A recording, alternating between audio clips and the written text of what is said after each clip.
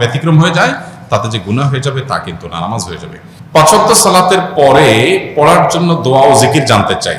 এ সম্পর্কে আসন্নাহ ফাউন্ডেশন থেকে ছোট্ট একটা দোয়ার কার্ড আমরা বের করেছি, সেটা আপনারা সংগ্রহ করতে পারেন ফ্রি, এবং অনলাইন থেকেও সেটা ডাউনলোড করতে পারেন।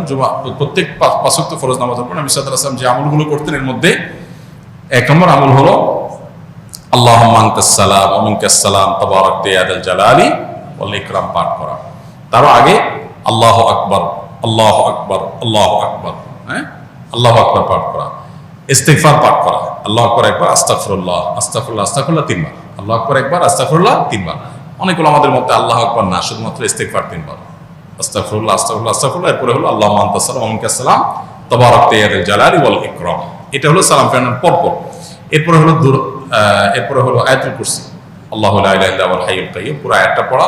তারপরে হলো সূরা ইখলাস, সূরা ফালাক, সূরা নাস একবার পাঠ করা।